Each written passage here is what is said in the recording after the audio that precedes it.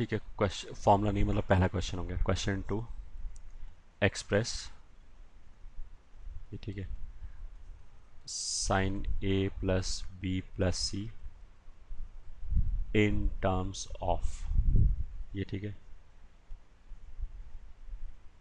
Trigonometric ratios of angles A comma B comma सी।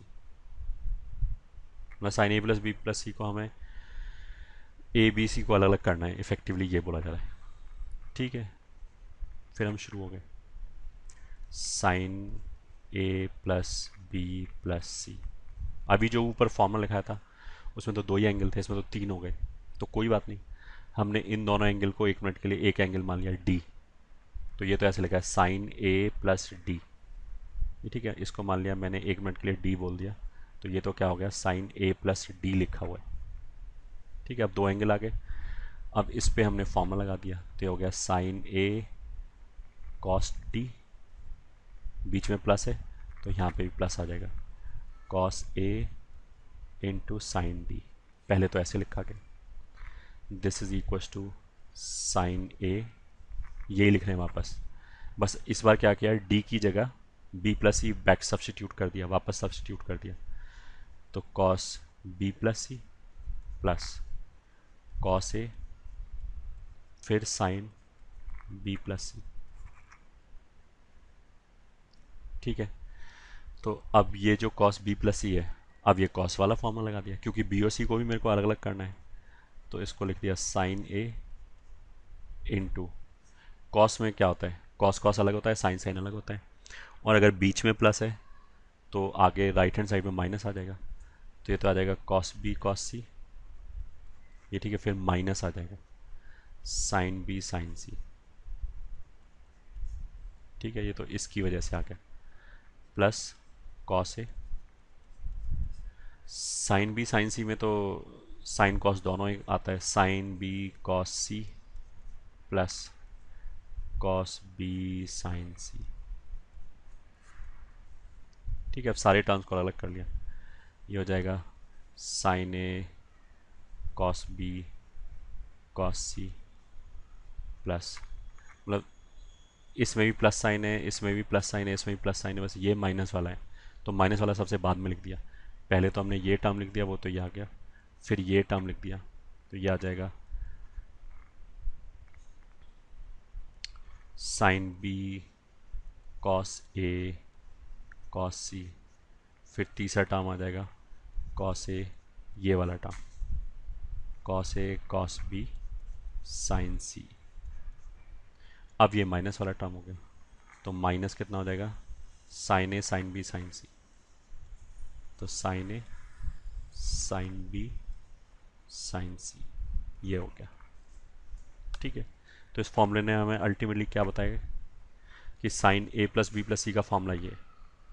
ठीक है, sine A plus B plus सी का formula ये, total कितने टर्म है, चार टर्म है ये। ठीक है, उसमें इस टर्म में तो क्या है कि एक साइन है दो कॉस है, इसमें भी एक साइन दो कॉस, इसमें भी एक साइन दो कॉस, वो तो जैसे अगर मैंने ऐसे लिखा है ना sign A plus B plus सी, तो ये तो ए बी सी में सिमेट्रिक है, जैसा ए है वैसा ही बी है वैसा ही सी है, तो जो राइट हैंड साइड वाला आंसर आ रहा है वो भी ए बी सी में सिमेट्रिक आना चाहिए। मतलब अगर एक बार साइन ए के साथ आया है और बी और सी के साथ कॉस कॉस आया है, तो फिर एक बार साइन बी के साथ भी आना चाहिए और एक बार साइन सी के साथ भी आना चाहिए, तो वहाँ से तो ये तीन टर्म्स बन गए। ठीक है, फोर्थ टर्म में क्या है, तीनों साइन है साइन बी साइन सी, तो ये भी सिमेट्रिक टर्म है। ठीक है, अच्छा सिग्मा जो है वो हमने प्रोग्रेशन सीरीज में वैसे बोल रखा है कि इसको हम ऐसे भी ले सकते हैं, this is sigma sine A cos B cos C. ये ठीक है, ऐसा लिखने से क्या हो गया कि ये तीनों टर्म लिखे गए। ठीक है, सिग्मा का मतलब क्या होता है, समेशन साइन। अब इस टर्म का मतलब क्या है, इस टर्म का मतलब ये है कि जैसे जिस तरह का ये टर्म है वैसा ही सिमेट्री से बाकी टर्म लिख लिए।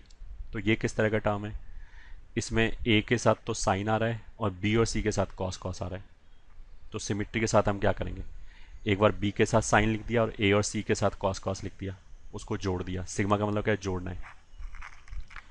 और फिर एक बार सी के साथ साइन ले लिया और ए और बी के साथ कॉस कॉस ले लिया, उसको भी जोड़ दिया। तो ऐसे सिग्मा लिखने का मतलब एक कॉम्पैक्ट तरीका है लिखने का कि इस तरह के जितने भी सिमेट्रिक टर्म आए सबको लिख के जोड़ दो। ठीक है, तो ऐसा करने से तो 3 टर्म लिखे गए। जो फोर्थ टर्म है माइनस ये, वो अलग से लिख दिया। तो आ गया साइन ए साइन बी साइन सी, ये अलग से आ गया। तो बस ये हमारा ये फॉर्मूला है ये। ठीक है, तो अभी तो हमारा क्वेश्चन नंबर 2 सॉल्व हो गया। क्वेश्चन नंबर 2 ऐसे आ जाएगा। ठीक है, और 2 क्वेश्चन सॉल्व कर लेते हैं। क्वेश्चन नंबर 3 में उसने क्या बोला कि prove that cos 45 degree minus A cos 45 degree minus B cos 45 minus sorry sine 45 minus A sine 45 minus B is equal to sine A plus B, ये प्रूव करना। ये ठीक है, तो ठीक है। सोल्यूशन 3, तो लेफ्ट हैंड साइड को हमने लिख लिया cos 45 minus A cos 45 minus B minus sine 45 minus A sine 45 minus B, ये ठीक है। लेफ्ट हैंड साइड ये हो गया।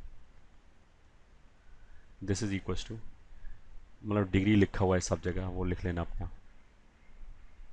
ठीक है, अगर मैं इसको सी बोलूँ और इसको डी बोलूँ तो ये तो कुछ ऐसे लिखा है कॉस सी कॉस डी माइनस साइन सी साइन डी। ठीक है, तो ये तो कुछ नहीं, साइंस सॉरी कॉस कॉस एक साथ है, साइन साइन एक साथ है, तो ये तो कॉस वाला फॉर्मूला हो जाएगा। और बीच में अगर माइनस है तो फॉर्मूले में बीच में कॉस में प्लस आ जाएगा, तो ये तो फॉर्मूला बन गया कॉस सी प्लस डी का। तो बस हमने सी और डी की फिर वापस वैल्यू रख दिया। 45 माइनस ए ये तो सी हो गया प्लस 45 माइनस बी ये डी हो गया। तो कितना हो जाएगा, this will be cos 45 plus 45 कितना हो गया 90 माइनस ए प्लस बी। ठीक है, अब कॉस 90 माइनस थीटा कितना होता है साइन थीटा, तो this is nothing but sine A plus B which is your right hand side. तो बस हैंड्स प्रूव्ड। ठीक है, ये क्वेश्चन नंबर 3 सॉल्व हो गया। क्वेश्चन नंबर 4 में उसने क्या बोला कि अल्फा और beta alpha and beta lies in the first quadrant, sine alpha कितना है 15/17, कॉस बीटा कितना है 12/13। ओके, तो सोल्यूशन 4 फर्स्ट क्वाड्रेंट में, तो उसका मतलब साइन कॉस टेन सब पॉजिटिव होगा। साइन अल्फा का वैल्यू 15/17, कॉस बीटा का वैल्यू 12/13, और क्या चाहिए हमें साइन अल्फा प्लस बीटा चाहिए। ठीक है, क्या चाहिए हमें साइन अल्फा प्लस बीटा चाहिए। तो इसको ओपन किया तो आ जाएगा sine alpha cos beta plus वही ए प्लस बी का फॉर्म लगाया, उसमें ए प्लस बी लिखो एक्स प्लस वाई लिखो अल्फा प्लस बीटा लिखो, सब एक ही बात है, plus cos alpha sign beta. ठीक है, साइन अल्फा चाहिए वो है, कॉस बीटा चाहिए वो भी है, कॉस अल्फा नहीं है, साइन बीटा नहीं है। ठीक है, तो कॉस अल्फा साइन बीटा की वैल्यू निकालनी पड़ेगी। तो हमने इसको देख के एक ट्राइंगल बनाया। ठीक है, अगर ये मान लिया अल्फा है तो साइन का वैल्यू कितना है 15/17, तो ये 15 हो गया, ये 17 हो गया।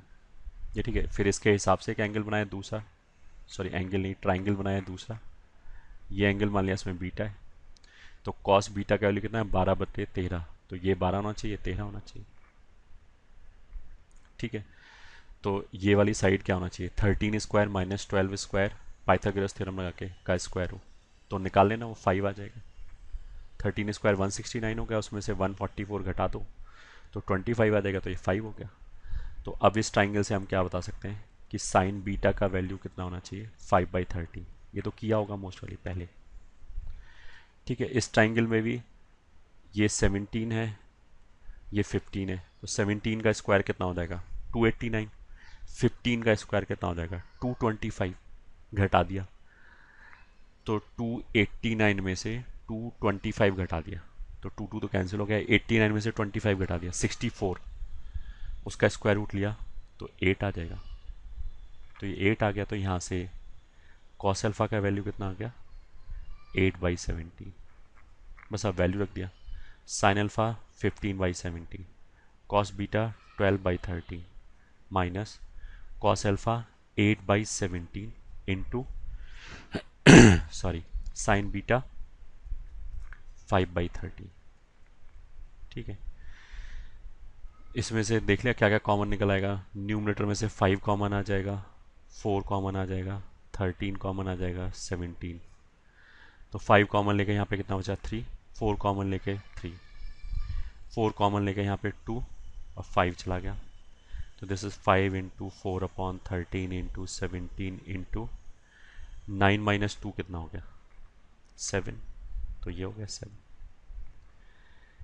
ठीक है, दिस इज इक्वल्स टू ठीक है sorry, this is equals to 20 और ये 7, 140 डिवाइडेड बाई ये कितना हो जाएगा,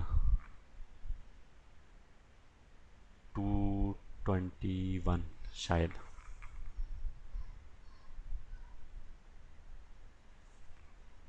ठीक है, ठीक है, तो ये आंसर आ गया। अरे एक गलती कर दिया, यहाँ प्लस था तो ये प्लस होना चाहिए, तो 11 होना चाहिए। ये तो value sine alpha minus beta का निकला है।